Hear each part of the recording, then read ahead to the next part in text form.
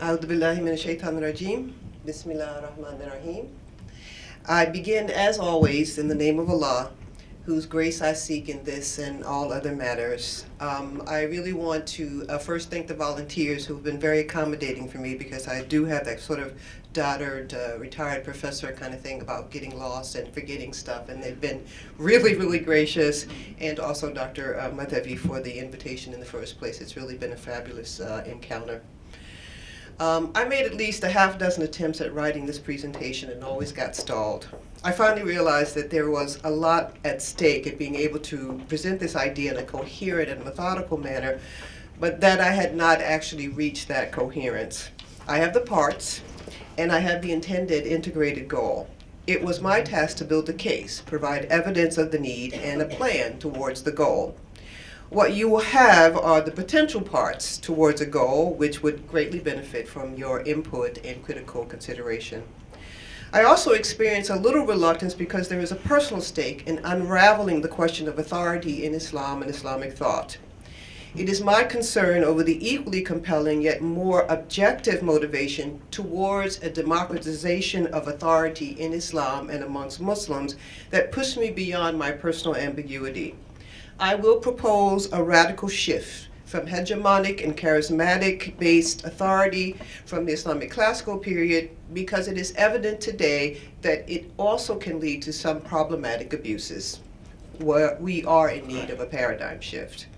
Perhaps I have ISIS to thank for the colossal motivation to dismantle hegemonic authority in Islamic thought, because they mix these hegemonic authoritative abuses with blatant and horrific violence and human violation, which lead many of us to scramble for a way out.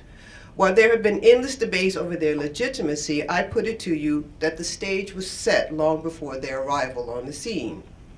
Now, I'm going to be using Khalid Abou Fadl's book, Speaking in the Name of God, to sort of lay some foundations about the general discussion on authority. Categorically, the Islamic intellectual tradition accepts that God is the ultimate authority and that God communicated to humankind through revelation, a primary source in all claims of authority. How to get the meaning from that source sometimes is obscured by ignorance, by the tendency to abdicate to others as experts, scholars, leaders, and authority, while sometimes only God knows. To what extent do I, as a reader, decide a meaning for a text? The legal process, he says, involves a dialectical engagement with God. God, in one form or another, speaks to human beings, and human beings engage God's speech through interpretation and praxis. The conclusions of that interpretation are not final unless a coercive force or circumstance come along to close off other interpretations. What is that force? Why does the one who asserts their static notions make a claim to authority, so much so as to preclude other interpretations and the building of other interpretations as legitimate, necessary, and even binding? What are the limits of those, and who decides on those limits? And why is limits even a question? He also says that Sunni Islam lacks a formal institutional and hierarchical structure of authority. There's no authoritative center other than God and the Prophet, and both are now presented in text, making religious authority dubious. After the shuffling of political leadership following the death of Imam Ali radiallahu anhu, the role of authority fell to the jurist, who ostensibly could determine what was legitimate within the community and were therefore even able to determine who could be its leaders. They were at the time repositories of a certain amount of knowledge about those two sources, knowledge that was intentionally put to the question of praxis. Despite the complex consideration of this historical transformation, even Khalid Abou Fadl does not consider the extent to which their interpretive methodologies were steeped in the already existing thoroughly patriarchal and thus hegemonic social order. That had an impact on their capacity to speak for us now. In particular, my life's work has been focused on the question of gender as a category of thought, which was wholly missing. Yes, there were endless assertions about the role and even the nature of men and women, but these were also of late have been subjected to new lenses. All my life work has inadvertently also been focused on rhetorical assertions of power and authority. Because even when the sometimes detailed criteria of who can claim authority through knowledge acquisition is calculated, that role has come into question if the one who possesses them is a woman. Does that not mean that the criteria itself are dubious?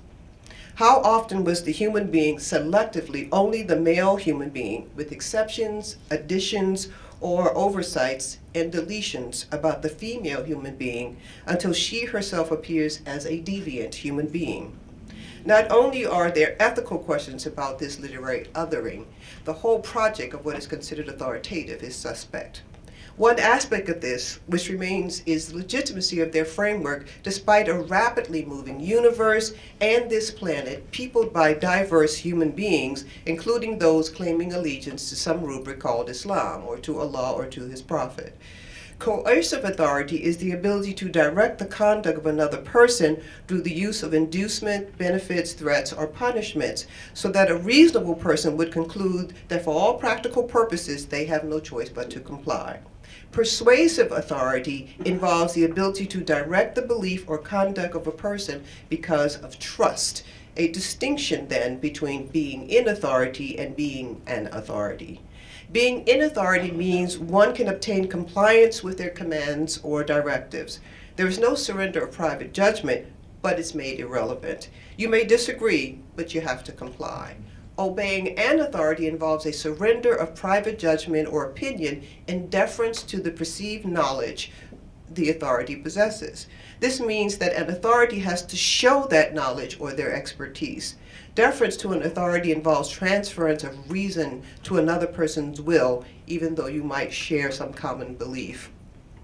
The Islamic system is egalitarian and diverse. A person does not lose their ability to develop their own opinions unless it is against the pressure of an authoritative structure. This authoritative structure can be one that the person agrees with, so it is in the event of disagreement when the question of force comes in.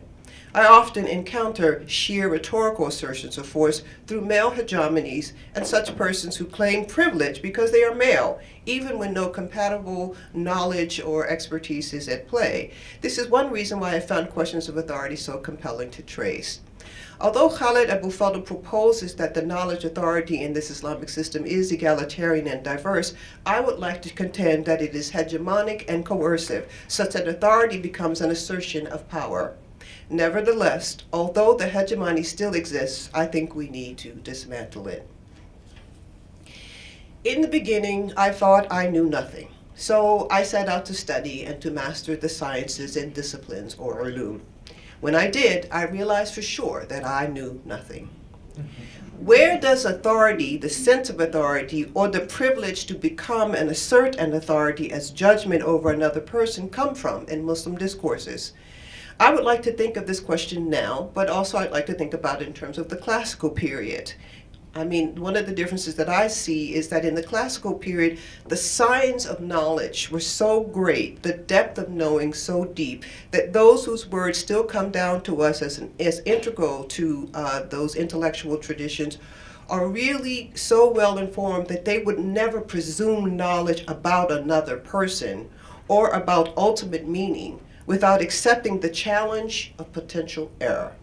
After studying, completing the composition of thorough treatises about, whatever was the subject that they were studying, they all wrote, Wallahu a'lam. This is because only they, this is because once they had arrived at a place where their study ended, and as much as they believed that part of it was over, they still hoped to go further. Then with the knowledge so far acquired confirmed that they then humbly return to a place of surrender. And there, God will take you further if it is a divine will. Today, everybody wants this kind of power and asserting authority or claims of knowing, but not everybody wants the full gist of the responsibility. The responsibility to acquire that knowledge and yet be humble to such an extent as to take a position of surrender to Allah as the only means to enhance their knowledge, and the responsibility to others that comes with such knowledge. Power always serves. Power without service to others is self-serving. There are egoists among us, and I was kind of thinking of Donald Trump, but I didn't want to call his name. But, there are some among us who clearly applaud an ethic of self-service as savvy business prowess. So recently at a conference in Exeter, I won't tell you all the details, but a male in the audience asked why Dr. Amina Wadud led the gender mixed prayer, knowing very well that it further diminished her chances of a position of authority in the Muslim community. Although it's worth determining how many of the assertions with this statement are pure assumptions, even erroneous ones, this paper is about the matter of authority.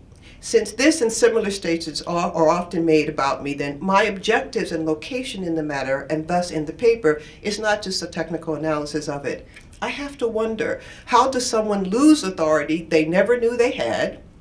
How does one read another person's intentions to covet any such authority, let alone that patriarchal, hegemonic, charismatic type in the first place? And how is it that the one who makes such an assertion is demonstrating his own claim to enough authority to limit my access to it? What is authority ultimately? I think this question will probably remain at the end of this paper, but I will at least lay some of my thoughts. This is not about my intention in standing as an imam of mixed gender salah. I have made sufficient statements that anyone who was actually asking the question and they really meant to find the answer would know how to achieve it. However, despite the number of responses to these and other questions, I'm also clear that what they are seeking is not an answer to the why, because those can be found. Actually, most such statements attempt to remove the authority that has been heaped upon me since that prayer event. It is thus itself a rhetorical exertion, a rhetorical exercise in the type of authority I hope to show has long since lost its validity and stands in the way of progress towards what I'm calling a democratization of authority. This is because of another definition of authority that Khalid Abou Fadl gives, which is the ability to assert an opinion or perspective, and by its assertion to thus become a marker for the community conversation, even transformation. No one can talk about women's leaderships in any form in the context of Muslims today without considering the demonstration of authority as female imam. Most of the time they do it in negation. But I don't mean leading salat. Women should be able to lead, organizations, but I don't mean salat. How do Muslim intellectuals and laypersons understand authority, and who might assume authority?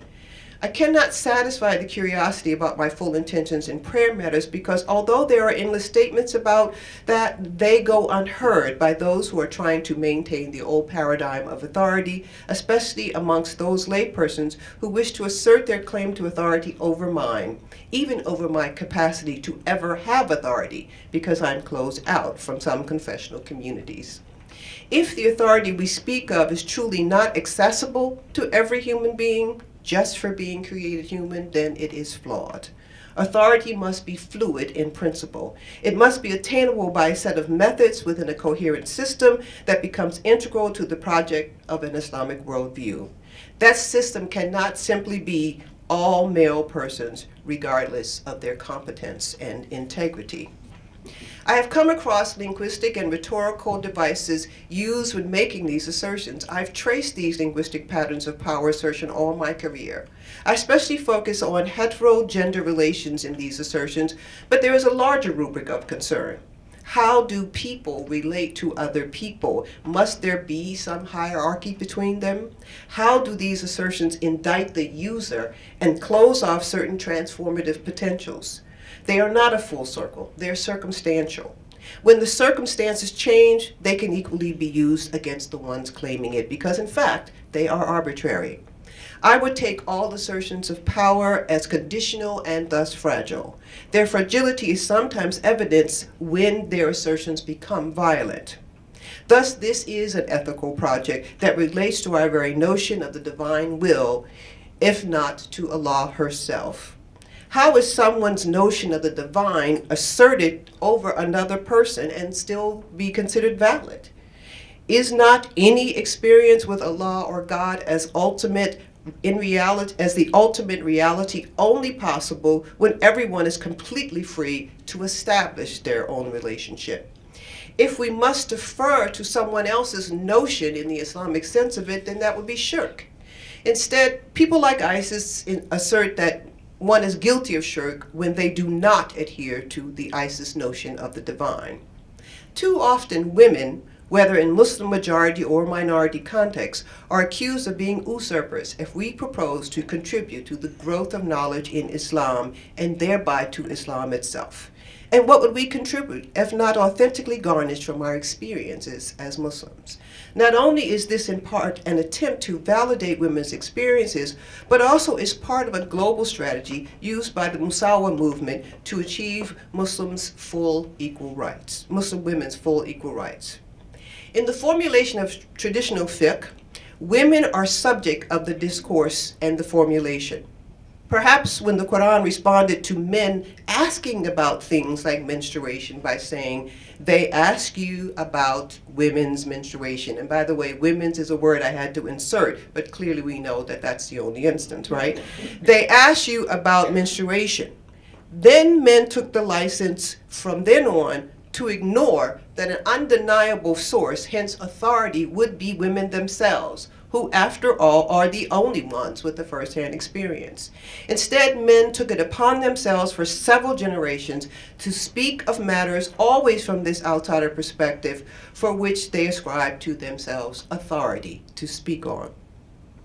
Starting with an understanding that Islamic ethics are more than a set of do's and don'ts, or simply rules and postulates, the divine will extends beyond the historical construction of human communities. It affects the entire universe. Key to the order of the universe is, of course, Tawheed, because the whole universe is unified, orderly, and harmonious. Using this Quranic construction, the human being is an agent of Tawheed. The moral responsibility of all humans is to support and maintain harmony and reciprocity between self and other. Throughout my years of study into Islamic ethics and spirituality, I've been struck by the way the dominant discourses constructed human relations in a vertical line. Allah, the highest metaphysical essence, was on the top. Man, or the male person, was in the middle. This position was in a direct relationship with Allah, but it was also above women, or the female person who was at the bottom. Although considerations of the Tawhidic paradigm begin with specific concerns over unequal gender relations in the heterosexual context, as encoded in Islamic jurisprudence and practiced in patriarchal cultures worldwide, including amongst Muslims, its implications are more widespread. It was like unraveling the Islamic equivalent of the Martin Buber ethics of reciprocity, the I-thou formula. Whenever one human makes another human being into a utility, lacking full and independent moral agency, that person becomes an it to the I of the first person. That is exploitation, corruption, and inequality. Not only was this an important personal discovery when it was applied to reading Islamic ethics, but it also shed light on the basic paradigmatic flaw that undergirds so much of jurisprudence, patriarchal ethics, and philosophy within the Islamic intellectual legacy. It was then necessary to consider how a Tawhidic paradigm of equality and justice could be applied in social and political contracts. For while I did find traces of this discourse about Tawheed and social justice, it was limited to relationships between males, ruler to ruled, teacher to student. Nowhere was its application to gender relations ever considered. Then clearly it was necessary to come to the understanding that gender is a category of thought. We have to ask time and time again whether our constructs and our postulates are meant to privilege one human being over another, and in particular one gender over the other. While human systems often prefer one group over another, such a construct cannot be assumed divine sanction because it only removes us from the full responsibility and consequences of our actions. It reduces the divine to a projection of our whims. Every person, male or female, is Khalifa before Allah, responsible not only in patriarchal systems, but beyond patriarchy into egalitarian systems. Any construct of the divine human relation that reduces another person to a subcategory is doomed to fail. This has to be applied to gender. No matter how long patriarchy has been the bulwark of human communities, it is unsustainable, untenable, and, in my opinion, un-Islamic. Islamic personal status laws are up against their own era of unequal relations. It is futile to ignore the realities of diverse family constructs by continually resorting back to a system that is no longer tenable today. Women are full agents in the family, in society, in Islam, and as human beings. We have the capacity and the responsibility to fulfill roles according to our diverse circumstances and ecological arrangements, public, private, and spiritual. From the time of the Prophet Muhammad ﷺ, ideas about authority in Islam have changed and been challenged. In part, this is due to the divine nature of risala, or prophethood, which is how he became an authority. From his divinely assigned authority, we get a glimpse of all the characteristics and types of authority that would follow. However, all subsequent authorities lack that divine assignment. But as Khalid Abu Fadl has elaborated, many still claim to be speaking in the name of God. So what are the other features of authority in one person which concern us now? Indeed, from the moment of the Prophet's death, challenges to the meaning of authority and who qualifies to have it and how they qualify have been a part of the development of Islamic intellectual, spiritual, and political history. No less so today with the question of the authority of women and who has the authority to speak for women are put into focus. The questions of authority today include an important new dimension. Gender as a defining characteristic of authority, as an aspect of thought and hence analysis, and brings to mind all questions of legitimacy. For as I've said, in those instances when authority is built upon certain tangible characteristics, even these have been brought into question when they adhere to a woman. Whoever has the power to confirm and implement practices in the community is an authority over that community. Why do we think of this as singular and not the community as a whole, in consultation, even contestation? So if we discuss authority as knowledge of truth or expertise, as extensively considered by Khalid Abu Fadl, we must also discuss knowledge. Because of the Prophet's unique revelatory experience, his knowledge was bestowed by God in the form of direct revelation, and his knowledge also grew. Since no one else can claim such a basis for knowledge, the first disputes over the question of authority centered on whether or not the leader of the community could also bring new knowledge.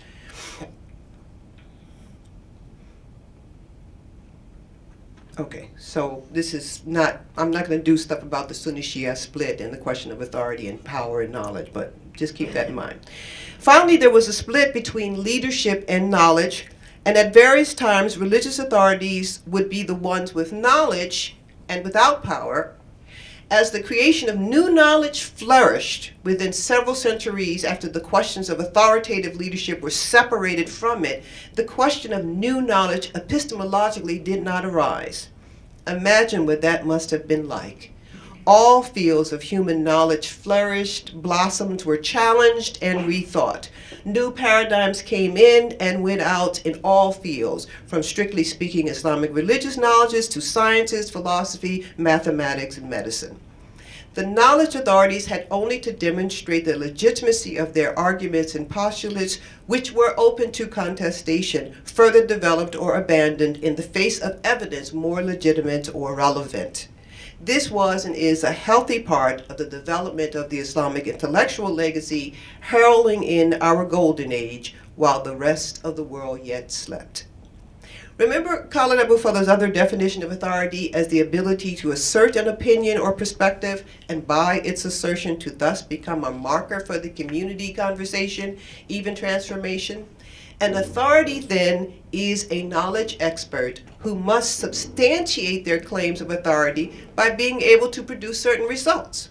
Otherwise, people will lose their trust altogether. At the very least, the practice of consulting with more than one authority lends itself towards the significance of evidence by which such authority is warranted. It is true that sometimes authority in one person rests upon the charisma of that person. So much so that they are afforded the trust of people even in areas where they have no evidence to support this particular legitimacy. It's a bit like asking the podiatrist when you have a problem with your eyes, or asking the ophthalmologist when you have a problem with your feet. It is not my opinion in terms of knowledge authorities that Islamic intellectual development was ever lax. In fact, the methods of checking and cross-checking or of establishing rules and standards of knowledge have been overall quite rigorous. They were almost always linked to knowledge of the primary sources, and then later to the secondary sources. Mastery of these sources in sometimes quantitative amounts, but also qualitative amounts, with assigning ijazas and permits, have been the norm. The question for us today is how to sustain this legitimacy based on knowledge of sources, but not to have the authority itself always adhere to some place over there or some time back then, such that we have the agency to create new knowledge and to establish authority in that knowledge from our here and our now. This is especially important in the question of gender, and more particularly with the matter of women's authority. Thus, fundamental questions relate to the idea that Islam is what we live, and that it must be continuously lived by the people, who then become equal contributors to what is Islam, and each circumstance creates its own authorities. How can Islam be alive if the life of the ones who live it here and now are not reflected in what is taken as authoritative? Finally, I have to say something about ways of knowing. How do we know what we know? In Islam, ours is a knowledge based on confirmation by the transcendent.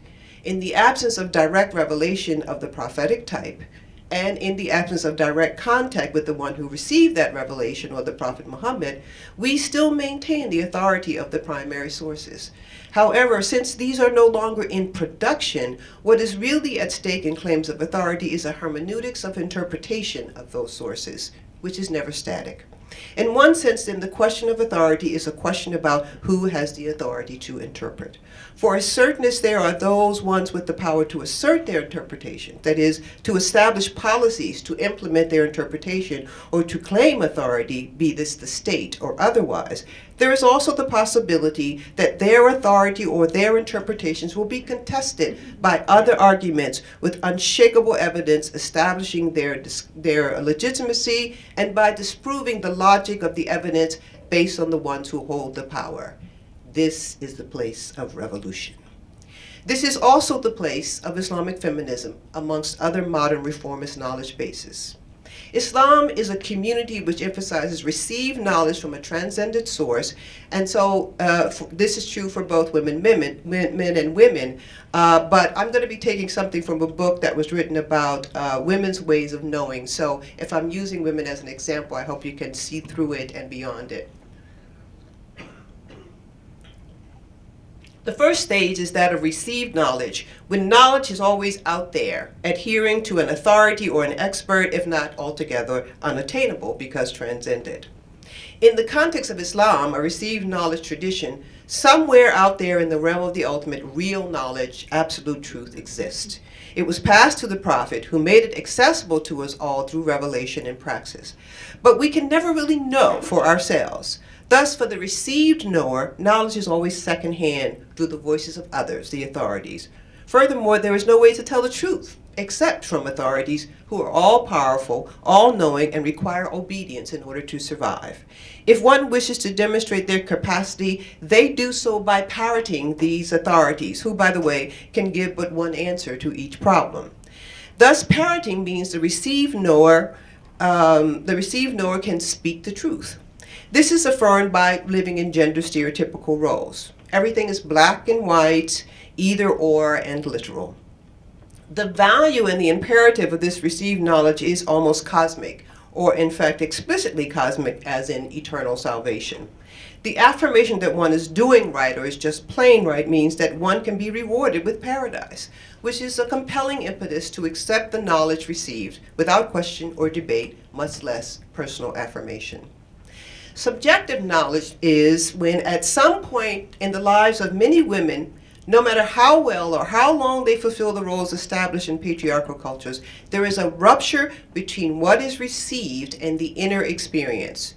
To affirm that inner experience sometimes becomes a matter of life and death, say in the case of violence, but also in the case of alienation and unhappiness in those stereotypical roles. Are we meant to be so unhappy? Is life in Islam so complex as to not recognize our struggles within it, within our families, or within our communities? Soon that inner voice is so loud it's hard to silence it, and even harder not to respond to it.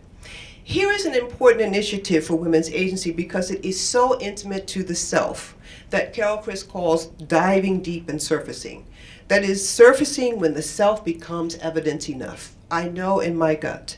And that is all that is required to affirm one's individual take on certain matters. This leads to a kind of trust in oneself, and that inward affirmation is necessary to confirm anything that one will adhere to.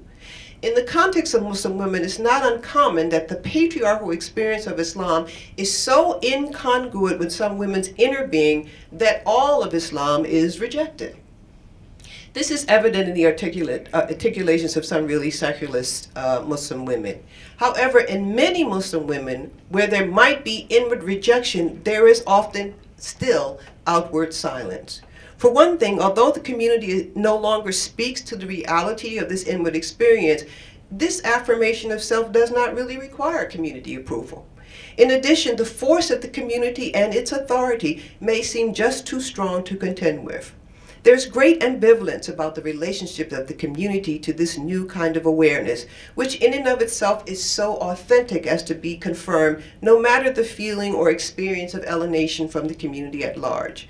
However, there is a stubborn commitment to one's internal views, which can also lead to unwillingness to expose oneself to other views, because subjective knowledge is often characterized by few tools to express or persuade others. Procedural knowledge respects the complexity of things where some truths are more true than others. Some things are open to more than one interpretation, and some interpretations are better than others. Besides, the intuition can deceive, the gut can be wrong. Better than to develop a more systematic way to affirm certain truths and to affirm knowledge. At this stage, knowledge is the result of a procedure that involves conscious, systematic analysis. Ideas must be measured up to some objective standard and methodology. Experts are only as good as their argument on behalf of what they claim to know. In fact, a general kind of suspicion challenges the assertions of all authority. This includes what Toni Morrison calls the calcification of the academy.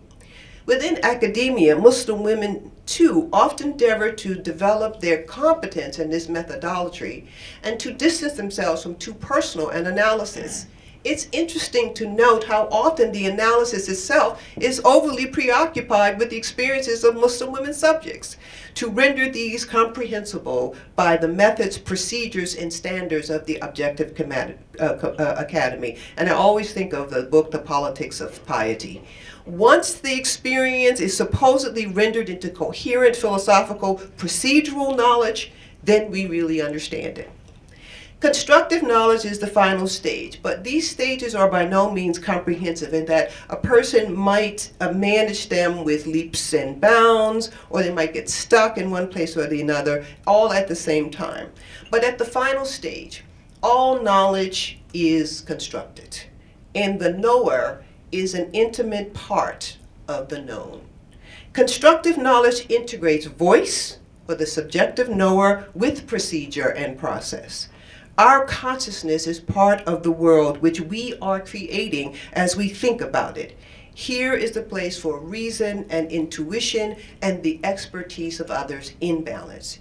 Here is where women accept the responsibility for evaluating and re-evaluating the assumptions about knowledge. As such, there is an appreciation for the challenge of disagreement. Truth is mutable. It is a combination of personal history, timing, and circumstance. Moral responsibility guides the intellect, morality, and commitment both to self and others. The constructive knowledge leads to tolerance of ambiguities and contradictions. Here a woman remains self-aware and becomes aware of the workings of the mind in such a way as to stretch the boundaries of consciousness. Constructive knowledge is more than just procedure that self is also an instrument of understanding. It is more than just objectivity, because passion and intellect are woven into a whole, giving one the empathy or capacity to attend to others despite differences. And inside the gender jihad, I analyzed my first role as ritual leadership when I was invited to give the Friday khutbah in a Jummah prayer at the Claremont Main Road Mosque in Cape Town, South Africa, 1994. When women's stories are brought into the center, they do not recast the center story.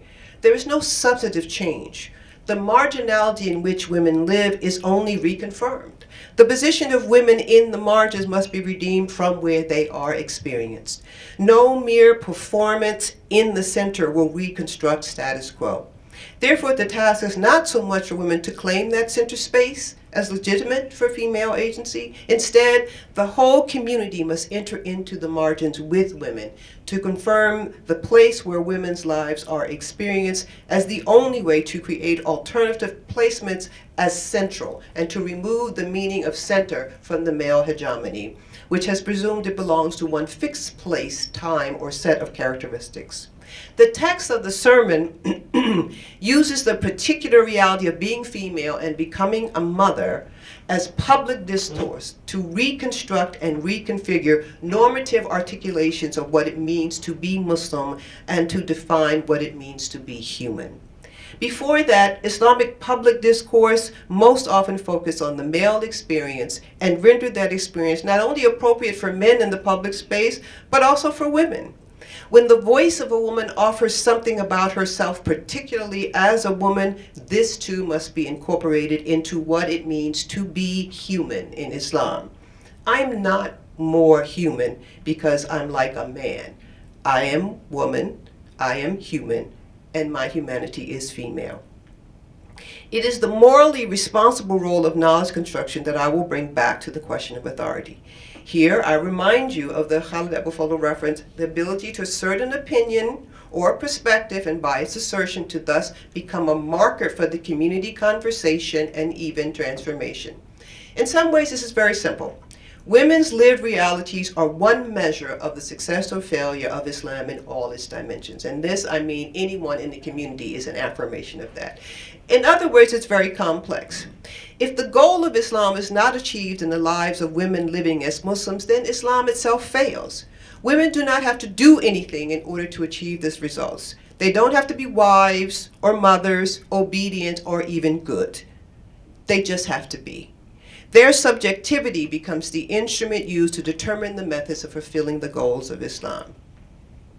Now, in Islamic jurisprudence, whenever an Islamic opinion or fatwa is needed about a matter, say, of medical advancement, stem cell research, or technologically assisted reproduction, the religious scholars must confer with the experts in medicine to fully understand what the advancement entails. This is the mufti as received knower.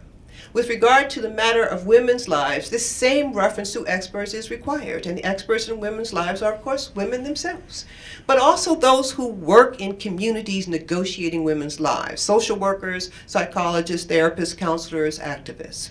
This is the subjective part.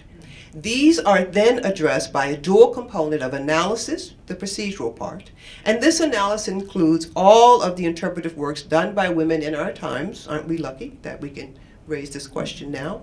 What results from this is an Islam that is not only women-friendly, but also one that completes what Abu Qayyum al-Jawziyah was determined as the maqasid of Sharia, which is justice. How can Islam be just if women do not experience that justice?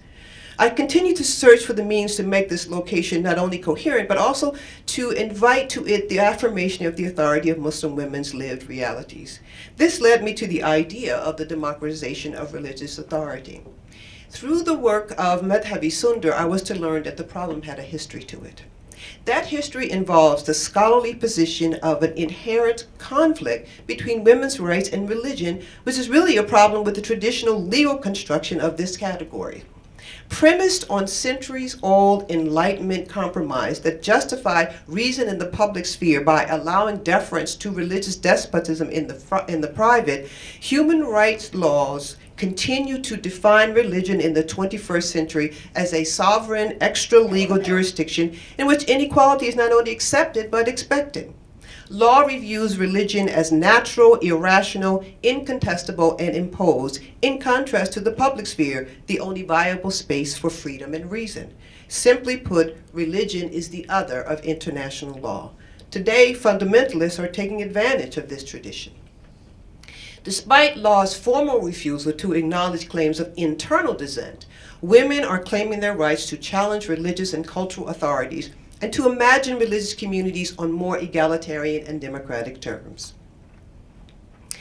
Current law often elides the claim of modernizers for freedom within a culture and religion, and paradoxically sides with the fundamentalist or the traditional leader instead. The upshot is that law, rather than facilitating human rights in modernity, is buttressing the power of traditionalists against change. She calls this phenomenon the new sovereignty, the increasing use of law to protect and preserve cultural and religious stasis and hierarchy against the challenges to cultural and religious authority emerging on the ground. Under current laws, an individual may choose either to remain in a discriminatory culture or religion on the leader's terms, this is the Islamist position, or to exit. Dissenters have no right to stay within their communities and contest or reform them, nor is there any right to a religion or culture on one's own terms, that is, to plurality of choice within culture.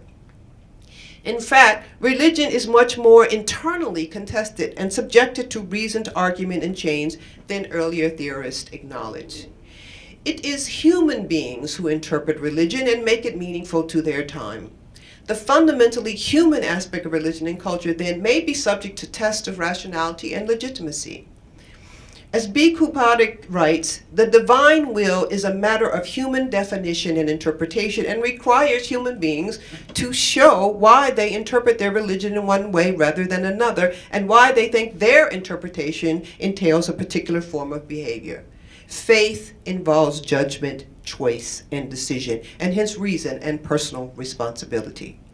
Enlightenment definitions of religion as natural and as personal belief obscure the role of politics and, more importantly, power in religious contexts.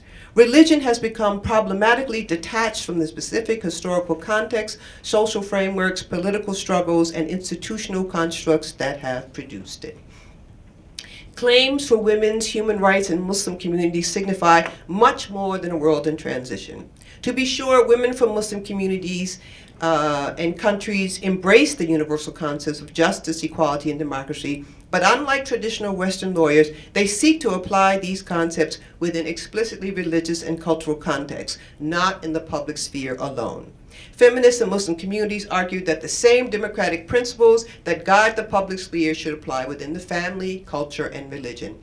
That is, spheres traditionally defined by Western law as private and virtually unregulated. This is a radical shift from traditional human rights law, which posits freedom only in secular terms. While current law conceives of individuals as having the freedom to pick and choose between communities, it allocates the right to define those communities to religious and cultural leaders or authorities. Women in Muslim communities are asserting that individual members of a community ought to be able to participate in this process, the goal of which is to find interpretations of culture and religion that are not oppressive to any group of people. Thus, Islamic feminism, as I now am able to call it, is a project that engages in the authority of interpreting both the notion of human rights and the notions of Islam. While I have emphasized my own area of study into the meanings of Islam and the lives of women, I would like to bring these back to the proposal that I made earlier.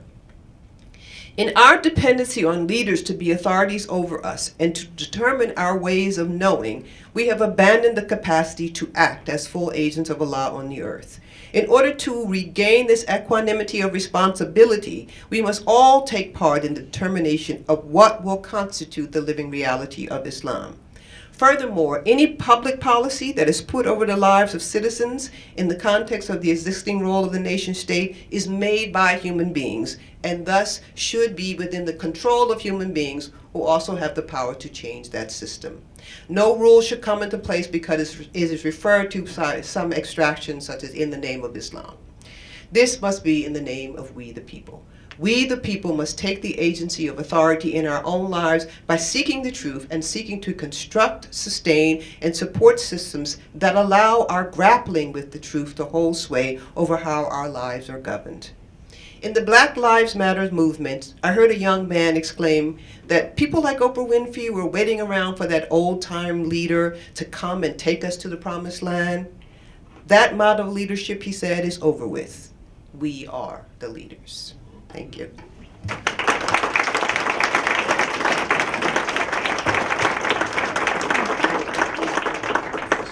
I'll just stay here and do questions. Thought I could sit down for questions. So we're open to a bit of conversation. Please. There's a microphone that'll come to you. Dr. Wadud, it's such an honor listening to you in person, and thank you very much. And I'm sorry that I rushed it, but I knew I had more than 40 minutes. Yes. I have a question. You did not unpack your understanding of gender justice, because it is implied, so I want you to confirm if I understood you correctly, that for you gender justice means gender equality, and that proportional sense of justice, that everyone has a role and a place on this earth, is not what you're talking about, right? If my understanding is correct, then how do you answer to all the other recent criticism that it's posed against an understanding of gender justice as just equality and sameness, because men and women are different after all. Some of these differences are constructed, some of them we are born with, they're biological, but by no means they should be translated into social inequality, but those differences exist. So how do you answer to these concerns? Thank you. Yes, I deal with what they call in the international human rights things as the substantive model of equality. It's not about sameness. I could never go for sameness. I mean, look at me. It's based on a composition of the Tawhidic paradigm, where instead of the vertical line, if you keep the metaphysical highest focal point as being Allah, then male and female can only ever be, not on that vertical line, they'd be on a horizontal line of reciprocity, which means the capacity for exchange does not diminish the role of one over the other. I got in trouble for this because people who don't believe can't really understand Allah as not just limited to one location, which I will deal with in the future. But for me, I use the Tawhidic paradigm as the basis for all aspects of equality that I'm talking about in terms of lived communities. And then if you use that as the way to measure a human being, then you have to go back and revisit human rights. So that diversity, or what R.V. Lord calls radical pluralism, is a mandate. You're comfortable? Yeah. Good. There is a gentleman over here. He gave the mic to someone, and then we'll go to him. Oh, yes, sorry. please. Okay, thank you so much. Professor Wadud, your talk was deeply inspiring. Thank you very much. One of the main themes that was coming up for me a lot yesterday was the need to do some critical rethinking about the nature of the modern state and about the nature of modern sovereignty. Vis-a-vis religion generally, vis-a-vis Islam. To what extent is that issue at stake in your discussion? The need to rethink the nature of the modern state and the possibility of its relationship to Islam. I think of a book like Wael Halak's recent book, The Impossible State, on Islam politics and the predicament of modernity. How do issues of gender come into that discussion, in your view? Well, it's not just gender. I think I just think that making a distinction between politics and policy is sometimes lacking when we do this, and also the idea again of this reference to whatever is the Islamic part of it, to this cadre of sort of old school guards that just simply keep reiterating certain things, because The Islamic intellectual legacy is available to everyone, and that means that everyone, no matter what your faith orientation, or perspective may be, everyone has a chance to be able to interrogate it. And I believe that in the public space, that no policy should go into implementation without the input of the people. And that means an idiot, that's right, has equal rights to someone who has studied, because that's my, my notion of democracy. So that you cannot put something into implementation by the coercive force of saying something this is the way we do it in Islam, which goes on all the time. And so my personal location would probably be one of a separation of church and state, or a separation of religion and state, but not to the extent to which I would say that religion does not impact on how state actors will be making decisions, as history has always shown us. The thing is that, a religious perspective in and of itself cannot hold more sway than another perspective, which means that religious authorities have to be able to make their arguments coherent to people, and people have to accept or not accept. And then that is the challenge, because right now we've got this sort of like stop post where, if it's a religious authority comes and says something, then, that's the end of the discussion. And that's ridiculous. That just is not going to operate for the future. And because Islam has always had a relationship to politics, which kind of differentiates it from other global religions, again, I'm not for the removal of religion from politics. I'm from the removal of religion as a determinant for what the policies will be. Thank you very much, Professor Wadud. We have started this discussion a little bit for the last few 2 days ago, and I work on contemporary Islamic thought, and your work is inspiring to me. And your interest in the paradigm shift, or the epistemological shift you are considering through authority, perspective, and subjectivism, worries the classical religious authorities for, at least in my perspective, one main reason: the sacredness of the book. So that's the ultimate thing. If we are revising Islamic law, and especially in what concerns women issues, where they are kind of mathematically detailed, when it comes to miras, heritage or inheritance, how would we deal with that? I do understand maybe they are calling for actually a new theology, a new understanding of God, which is interesting, but then would not that impact our understanding of revelation and the place of the Prophet Muhammad in that? I hope so. Yeah, okay. Well, if you can say a few things about that, and otherwise, yeah. Okay, because my main work for a couple decades has been on Quranic exegesis, I finally had to come to the place where I would grapple with, especially the Daraba verse, and construct it very analytically, the criteria for how you get to say no to the text. And this is something that's very easy for me, as a believer by choice. I'm a believer in Islam. I don't think I believe by choice. I'll have to ask my father when I get to the pearly gates. He was a Methodist minister, so I was raised in faith.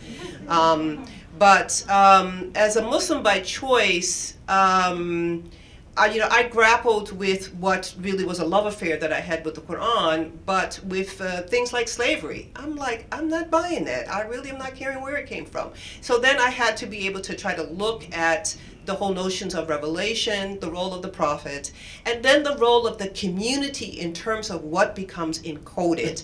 And as I said, we tended to prefer encoding those patriarchal passages, which surely exist, and ignoring some of the egalitarian passages that are also there. And I just thought, if you're going to make a choice, I'm gonna qualify the egalitarian voices as having a priority, and I'm going to use them, which is what I show in the methodology of how to say no to the passage about daraba as an implementation, not as a part of the Quran. I'm going to use the community, and especially, as I said, this idea about women's lived realities, to help me to determine whether or not the text is achieving what it says it's supposed to be, which is guidance. And so, yes, we're going to have to grapple with a lot of things. I'm getting ready to do some research on same-sex, intersex, transgender communities, and obviously certain passages in the Quran. And to do that, I'm gonna come up against some territory, that might make me uncomfortable, as an inclusive person myself. But I'm willing to do this because I don't believe that anything is ever closed off. I think we are closed off, and once we close it off, then we tell other people they can't do it. You know, I mean, I'm an African American woman. Do you know how many people will try to tell me to sit down just because I'm black and I'm female? I'm like, that's not going to happen, brother. I've been out here fighting for too long, you know? So it's like, you know, I have a voice, and my voice can be wrong. And because I can own up to that possibility, I'm not afraid of being proven wrong. I'm like, okay, well, now I know better. But I have encountered people who, like, you know, this religious framework of having a stake at being right is really damning for people, because then they can't think sometimes, and as a consequence, they cannot really meet the needs of the community or the environment. I mean, look what we're doing to the planet Earth. This is the only one we got, people, as yet we haven't made it to live on Mars, you know? So there is something that has to radically change in our ability to be able to, you know, engage with the notion of the divine, because I believe that I mean, think about what they say about the human brain. Our capacity to think is very small. I think if we finally open that up, I think we will understand God in so many new dimensions, and I can't wait. But I have a short life left, so, you know, I may not get to see everything that happens, but I'm going to do everything I can to make sure that it, you know, does come into implementation, inshallah. Thanks a lot for a very inspiring presentation. Oh, thank you.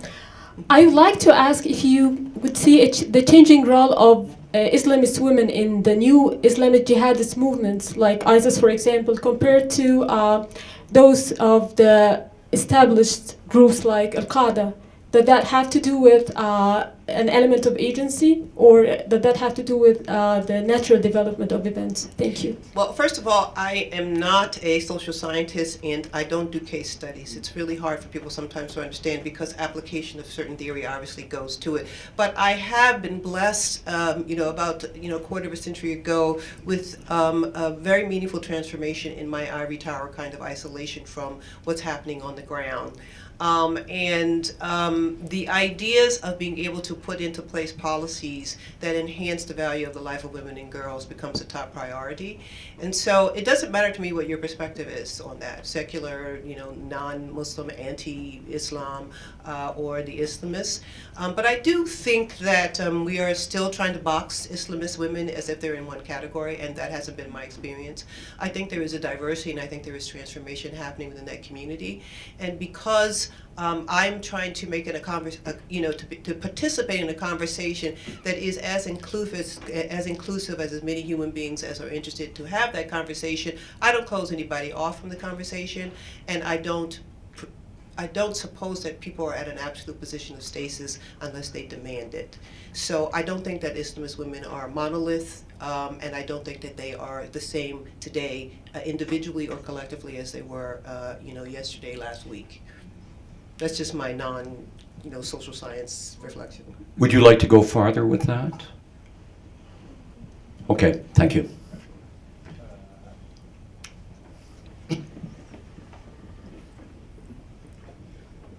Thank you for coming. Professor Wadud, you said unchecked authority leads to exploitation and corruption. Since you're a descendant of slavery, it's Sunday now, so if you look at TV today, on a Sunday morning, the whites are praying in their own church, the blacks are praying in their own church,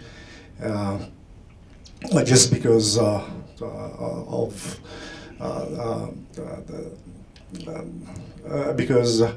of running away from the challenge of authority.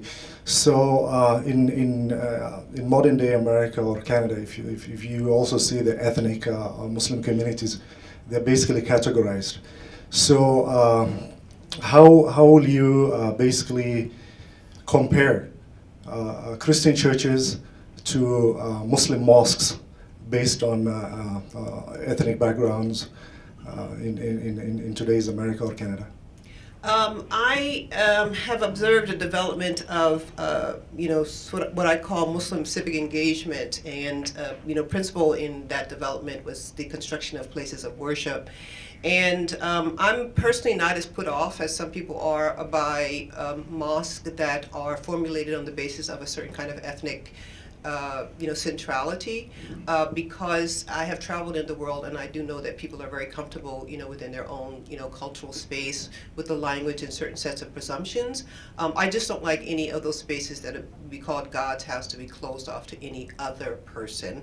And I've not found that a mosque would ever intentionally do that, but just like the coercive ways of limiting the accessibility of women and people with disabilities to the mosque, they can also make those spaces to be inaccessible to people by a number of factors. Giving the khutbah in a language that you don't understand. And I've been in enough countries with khutbahs in languages I don't understand that I even roll with that.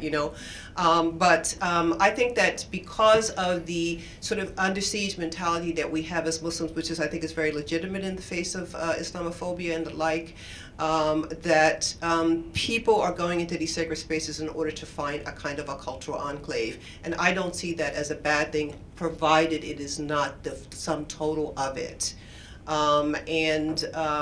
Right now, my concern with Muslim public ritual spaces is that they are not genuinely inclusive of women and persons with disabilities, and sometimes children and persons of LGBTQI orientation. If it was a Pakistani mosque and Pakistanis go, then a Pakistani trans person ought to be able to go in there equally, and that's not happening. So I'm not really concerned about how people. I mean, I'm African American. And sometimes when I go abroad, if I see another African American Muslim woman someplace, I just assume that we're like going to be the best buddies in the world, because on the international scene, there's not enough international participation by African American Muslim women. So I side with my people. I think you're beautiful. I'm like, hey, yeah, a black brother's going to ask a question. I'm prejudiced in that way. I'm not afraid to be prejudiced, because it is not the marker of my totality of being, and it's not the way that I promote my politics. All of my children are in interfaith and interrace relationships. So all of my children, I have 5 of them, So I'm pretty good at saying that I'm really cool with being black, and I'm really cool with being around black people. And sometimes for the purpose of worship, I'm especially cool with being around black people because they know my history. But then we have occasions where we can do outreach from that community to others. And again, I don't believe that the spaces should be closed off to any person for any reason. So I have a kind of mixed bag with that, because somehow we still have that unity is uniformity thing. All Muslims do the same thing. Please gag me. I just not there. And sometimes people need to sally up to somebody who understands how to make a good chapati. Don't be asking me, because I have no clue. So I just don't think that we need to trouble about the fact that people are trying to. Here's my brother Mark Gonzalez. He's a Latino American and everything. There's not a lot of Latino American Muslims, who are spoken word artists and everything. I'm sure if he found another one on the street, the two of them would be walking off. His wife, who's from Tunisia, would be saying, "Where are you, Mark?" This is the world. The world is that we have relationships with people of our own kind. But as long as that's not the only thing that we do, and we exclude people on that basis under some rubric of this is Islam, or this is religion, or this is the mosque, I'm okay with it. That's just a personal opinion. And there he is. Assalamu alaikum. I'm thinking about the last 50 years of power movements, and a lot of the elders I've sat with and all are having the conversation who are still alive about the end of the era of charismatic leadership, and looking back at how that failed and resulted in so much of the fragmentation and splintering. And internally, a lot of the conversations then are, so what are the new models? And that goes into 2 directions. Some are like, literally, what are the new models? And what are the old models we've forgotten and we're never educated on? And that conversation is now expanded not only into new models and old models of leadership, but what are the different ways of knowing that we've forgotten, especially looking at like Bain Deloria and understandings of land and time is linear and different indigenous ways of being. So I'm curious for you, whether Muslim or non-Muslim, whatever identity you've sat with on the planet, what are the models of leadership and what are the models of epistemologies that excite you in this specific moment when so much is in flux? Because I'm still, fighting from the margins in terms of race and class and gender and alliance with the LGBTQI movement, I can honestly say that I have not yet witnessed the model, in such a way that I can say, that's where my excitement lies. But there's a woman named Wahida, something like Lemrisa or something like that, who just came out with a book called Octavia's Brood. And it's inspired by the work of Octavia Butler, who was, probably the most, well-written African-American science fiction writer. And by the way, if you really want some science fiction to really transform your way of thinking, you should read some of hers. She used Octavia Butler's, imagination to go to activists in the community and on the ground and actually ask them to write. Using a science fiction framework, what would it look like when what you say you're working for, comes to fruition? And they're like, I can't do science fiction and everything. And then once they got started, by letting the imagination free flow, she has this wonderful book and she's going around promoting it now. I went to a conference on, Are the Gods Afraid of Black Sexuality in Columbia University, for which of course they only had Christians in representation except for a few of us. She was on the panel with me, and I thought, and we were like the last panel, of course, I'm always the last panel. And I was like, oh, this is the reason why I came to this conference, and that notion that, sometimes you need to write the script or what it is that you want to see, I haven't taken it up. But I believe in it. And the reason why I haven't taken it up is because I still feel also that siege mentality for reasons of race and class and, my perspective on, gender diversity. And because of it, I'm always speaking out to those voices, the naysayers, and getting some clarity about it, because I don't believe in deconstruction as the final goal of anything, but I also like to show the, the holes in the fabric of those rubrics that they create. So I'm still a little bit stymied in terms of my, thinking about it. I'm still observing sort of random, sort of minor examples, but I'm not really sure what it looks like, and that's why I want to put it back to we the people. Please join me in thanking Professor